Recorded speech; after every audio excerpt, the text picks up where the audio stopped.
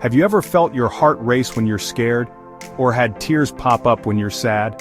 Emotions guide us every day. They shape our choices and color our experiences. Today we'll explore how emotions work and why they matter. Welcome!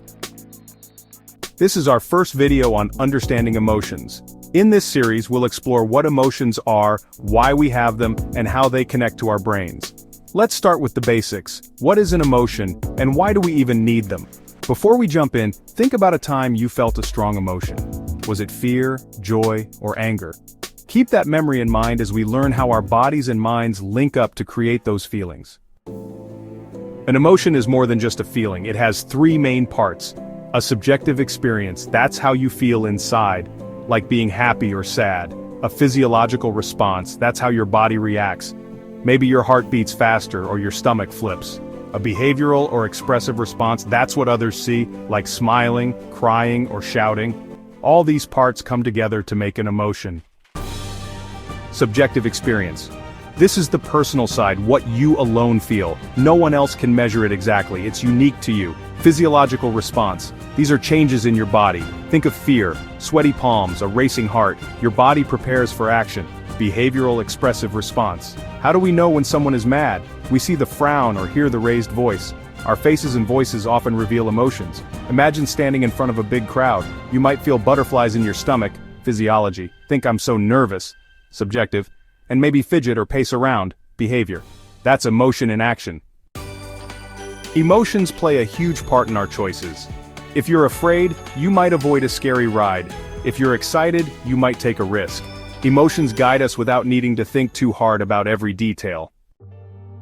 When you see a friend crying, you might feel sad too. That's empathy. It connects us and helps us care for each other. Emotions let us bond and communicate even without words.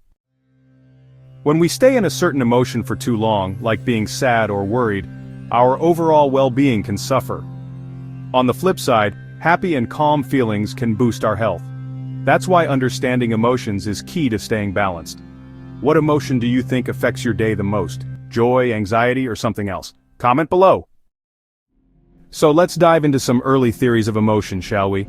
The james-lange theory tells us that our body reacts first, and then we feel the emotion. Picture this. You see a spider, your heart jumps, and then you say, "I'm scared." The body leads, and the emotion follows.